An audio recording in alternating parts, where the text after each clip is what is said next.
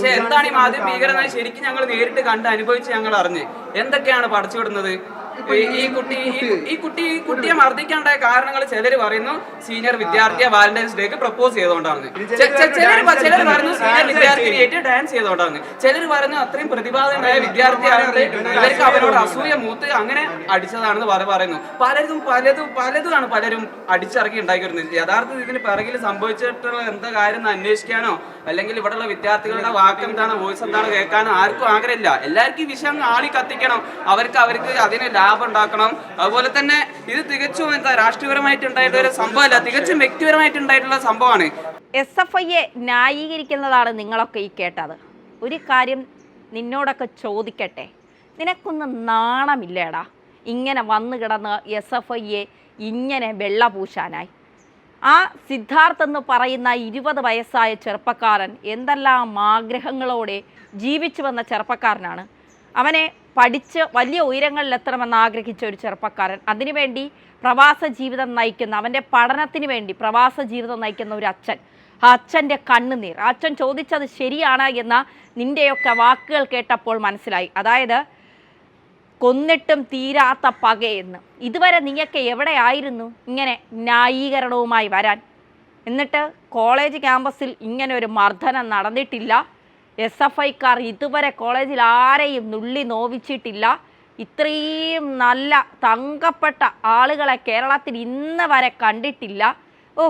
കുറച്ച് ഉളുപ്പും നാണവുമൊക്കെ വേണ്ടേ? ഒന്നുമില്ലെങ്കിലും നിന്നെയൊക്കെ ഒപ്പം പഠിച്ച് കളിച്ച് ചിരിച്ച് പോയ ഒരു കുട്ടിയല്ലേ സിദ്ധാർത്ഥ്. അവൻ്റെ ആത്മാവിന് ശാന്തി കിട്ടാനെങ്കിലും അവൻ അനുഭവിച്ച വേദനകൾ നിനക്കൊക്കെ ഭയം കൂടാതെ ഒന്ന് തുറന്നു പറഞ്ഞുകൂടെ?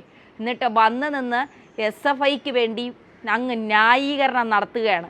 ഞഞ്ഞാ പിഞ്ഞാ പറഞ്ഞ് SFIയെ രക്ഷപ്പെടുത്താൻ നീയൊക്കെ എത്ര ശ്രമിച്ചാലും, ഇനി ഏത് കൊല കൊമ്പൻ വന്ന് SFIയെ രക്ഷിക്കാൻ ശ്രമിച്ചാലും, സിദ്ധാർത്ഥിൻ്റെ മരണത്തിൽ SFI ഗുണ്ടകൾ, സിദ്ധാർത്ഥിനെ അതിക്രൂരമായി മർദ്ദിച്ച SFI ഗുണ്ടകൾ, അവർ നിയമത്തിന് മുന്നിൽ ശിക്ഷിക്കപ്പെടുക തന്നെ ചെയ്യും. ആ അച്ഛൻ്റെയും അമ്മയുടെയും കണ്ണുനീര്, ഒരുപാട് പ്രതീക്ഷകളോടെ ആ കോളേജിലേക്ക് കാലുവച്ച ആ ചെറുപ്പക്കാരൻ, അവൻ്റെ പ്രതീക്ഷകൾ, അവൻ ഒരു കുറ്റവും ചെയ്യാത്ത ആ 20 വയസ്സായ ചെറുപ്പക്കാരൻ അതിക്രൂരമായാണ് അവനെ മരണത്തിലേക്ക് നയിച്ചിരിക്കുന്നത്. എന്നിട്ട് വന്നിരുന്ന് പറയുന്നു SFI നല്ലവരാണ്, അവരെപ്പോലെ തങ്കപ്പെട്ട മനുഷ്യരില്ല, അവർ അങ്ങനെ ചെയ്യില്ല, അവർ ഇങ്ങനെ ചെയ്യില്ല. ഇത്രയും നാൾ എവിടെയായിരുന്നു? സിദ്ധാർത്ഥ് മരിച്ചിട്ട് ദിവസങ്ങളായി. ഇത്രയും നാൾ എവിടെയായിരുന്നു? അപ്പോൾ പറഞ്ഞ് പഠിപ്പിച്ചു കൊണ്ട് നിർത്തിയിരിക്കുകയാണ്. എന്തൊക്കെ എങ്ങനെയൊക്കെ പറഞ്ഞ് SFIയെ രക്ഷപ്പെടുത്തണം. ഇനിയും വരും. കാരണം സിദ്ധാർത്ഥിൻ്റെ മരണശേഷമാണല്ലോ ഒരു പെൺകുട്ടിയെ കൊണ്ട് പരാതി കൊടുപ്പിച്ചു. അവളാണ് ഇതിലെ വില്ലത്തി. കാരണം ഒരു ചെറുപ്പക്കാരൻ അതിക്രൂരമായി മരണപ്പെട്ടിട്ടും ഒരു കൂസലുമില്ലാതെ അവൻ്റെ അച്ഛൻ്റെ അമ്മയുടെ ദുഃഖം അതിൽ പോലും പങ്കുചേരാതെ മരണശേഷവും അവനെതിരെ പരാതി നൽകിയിരിക്കുന്നു. അവളാണ് ഈ കേസിൽ ഏറ്റവും വലിയ വില്ലത്തി എന്ന് പറയുന്നത്. എന്തായാലും ഈ വാക്കുകളൊക്കെ പ്രേക്ഷകരെ ഒരിക്കൽ കൂടി കേൾപ്പിക്കുകയാണ്. നിങ്ങൾ തന്നെ തീരുമാനിക്കുക, ഇത്തരം ഗുണ്ടകളെ ഇനിയും ക്യാമ്പസിൽ വച്ച് വാഴിച്ചുകൊണ്ട് നമ്മുടെ കുഞ്ഞുങ്ങളുടെ, നമ്മുടെ മക്കളുടെ ജീവൻ ഇല്ലാതാക്കണമോ എന്നുള്ളത്.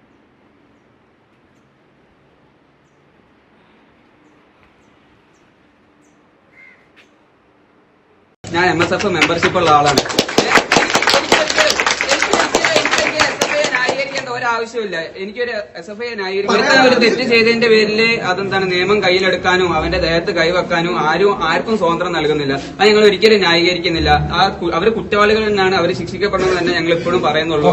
പക്ഷെ അതിന് പിന്നിൽ ഇങ്ങനെ ഇല്ലാത്ത കാര്യങ്ങൾ കെട്ടിച്ചമക്കരുതെന്നുള്ള കാര്യം മാത്രമേ ഞങ്ങൾ പറയുന്നുള്ളൂ. തീർച്ചയായിട്ടും ഇതിന് രാഷ്ട്രീയം കലർത്തരുത്, പ്ലീസ് ദയവായിട്ട് രാഷ്ട്രീയം കലർത്തരുത്. ഞാനൊരു MSF അനുഭാവിയാണ്. എന്റെ നാട്, ഞാൻ ഫറൂഖ് കോഴിക്കോടുള്ള ആളാണ്. അവിടെ നാട്ടിൽ അന്വേഷിച്ചറിയാം, ഞാൻ MSF മെമ്പർഷിപ്പ് ഉള്ള ആളാണ്. ഒരാവശ്യമില്ല, എനിക്കൊരു SFIയെ ന്യായീകരിക്കേണ്ട ഒരു ആവശ്യമില്ല. പക്ഷെ SFIയിൽ 1, 2, 3 ചില പാർട്ടിയിൽ ചില പദവികൾ അലങ്കരിക്കുന്ന ആൾക്കാർ ഇതിലെ ആക്സിഡന്റിൽ ഉൾപ്പെട്ടു പോയി എന്നത് കൊണ്ടുള്ളത് മാത്രം ഇതിനെ ഭയങ്കരമായിട്ട് ഇതിനെ രാഷ്ട്രീയവൽക്കരിക്കുന്നുണ്ട്. മുമ്പ് ഇവിടെ നടന്നിട്ടുള്ള ആക്സിഡന്റ് മരണങ്ങൾ പോലും അതെന്താണ് SFIയുടെ ആൾക്കൂട്ട വിചാരണയുടെ വിധേയമായിട്ടുണ്ടായ മരണങ്ങളാണ് എന്നുള്ള രീതിയിലൊക്കെ ഭയങ്കരമായിട്ട് ഇതിനെ എന്താ പറയാ രാഷ്ട്രീയവൽക്കരിക്കുന്നുണ്ട്, രാഷ്ട്രീയ ലാഭം കൊയ്യുന്നുണ്ട്. എല്ലാവരും ഒരു അവസരം വരാൻ കാത്തു നിന്ന പോലെയാണ് ഇപ്പൊ നമുക്ക് മനസ്സിലാകുന്നത്. അത് ആത്മഹത്യയുടെ വിവരം ഞാൻ വീട്ടിലിരിക്കുന്ന സമയത്ത് എന്റെ ഫ്രണ്ട് വിളിച്ചു പറഞ്ഞ സമയത്താണ് ഇങ്ങനെ ഒരു മർദ്ദനം ഉണ്ടായിട്ടുള്ള കാര്യവും ആത്മഹത്യ നടന്നിട്ടുള്ള കാര്യവും ഒക്കെ അറിഞ്ഞിട്ടുള്ളത്. മാധ്യമങ്ങൾ പലതും അടിച്ചിറക്കി വിടുന്നതാണ്. ഈ മാധ്യമ ഭീകരത എന്താണെന്ന് ശരിക്കും ഞങ്ങൾ തിരിച്ചറിയുന്നത് ഇങ്ങനെ ഒരു സമയത്താണ് ഞങ്ങൾ തിരിച്ചറിയുന്നത്. ഞങ്ങൾ സിനിമയിലൊക്കെ കണ്ടിട്ടേ ഞങ്ങൾ പരിചയമുള്ളൂ. പക്ഷെ എന്താണ് ഈ മാധ്യമ ഭീകരത ശരിക്കും ഞങ്ങൾ നേരിട്ട് കണ്ട് അനുഭവിച്ച് ഞങ്ങൾ അറിഞ്ഞ് എന്തൊക്കെയാണ് പടച്ചുവിടുന്നത്. ഈ കുട്ടിയെ മർദ്ദിക്കാണ്ടായ കാരണങ്ങൾ ചിലർ പറയുന്നു സീനിയർ വിദ്യാർത്ഥിയെ വാലന്റൈൻസ് ഡേക്ക് പ്രപ്പോസ് ചെയ്തുകൊണ്ടാണ്, ചിലർ പറഞ്ഞു സീനിയർ വിദ്യാർത്ഥിനിയായിട്ട് ഡാൻസ് ചെയ്തുകൊണ്ടാണ്, ചിലർ പറഞ്ഞു അത്രയും പ്രതിഭാതനായ വിദ്യാർത്ഥിയായതുകൊണ്ട് ഇവർക്ക് അവരോട് അസൂയ മൂത്ത് അങ്ങനെ അടിച്ചതാണെന്ന് പറയുന്നു. പലതുമാണ് പലരും അടിച്ചിറക്കി ഉണ്ടാക്കിയിരുന്നത്. യഥാർത്ഥത്തിൽ ഇതിന് പിറകിൽ സംഭവിച്ചിട്ടുള്ള എന്താ കാര്യം എന്ന് അന്വേഷിക്കാനോ അല്ലെങ്കിൽ ഇവിടെയുള്ള വിദ്യാർത്ഥികളുടെ വാക്ക് എന്താണ്, വോയിസ് എന്താണ് കേൾക്കാനോ ആർക്കും ആഗ്രഹമില്ല. എല്ലാവർക്കും ഈ വിഷയം ആളി കത്തിക്കണം, അവർക്ക് അതിന് ലാഭം ഉണ്ടാക്കണം.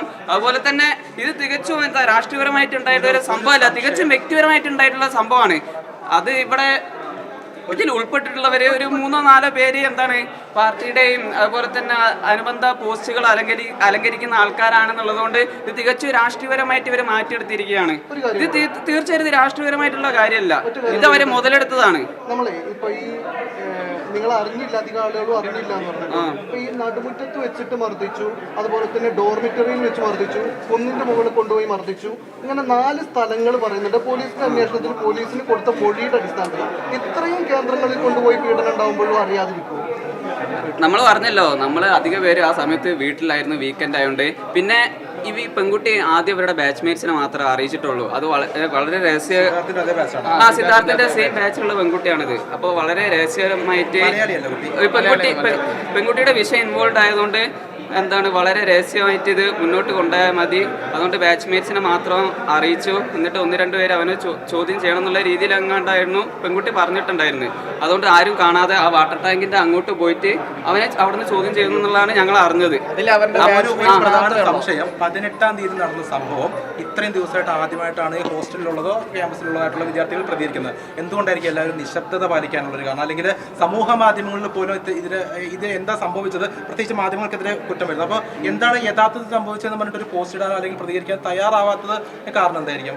ഒന്നാമത് മെയിൻ കാരണം എന്താ വെച്ചാൽ ഇവിടെ എല്ലാവരും ഭയങ്കര ഷോക്ക്ഡാണ് ഇവന്റെ മരണ വാർത്ത അറിഞ്ഞിട്ടും. അതിന് പിന്നിൽ നമ്മുടെ തന്നെ കൂടെ പഠിക്കുന്ന ചെക്കന്മാരുടെ ഇൻവോൾവ്മെന്റ് ഉണ്ടായിന്ന് അറിഞ്ഞതും അത് എല്ലാവരും ഭയങ്കര ഷോക്ക്ഡായിരുന്നു. എങ്ങനെയാണ് പ്രതികരിക്കേണ്ടത്, എന്താണ് ചെയ്യേണ്ടതെന്ന് അറിയാത്ത ഒരു പ്രത്യേക അവസ്ഥയിലായിരുന്നു എല്ലാവരും. അതാ ഇതിനൊരു മെയിൻ കാരണം ആയിട്ടുള്ളത്.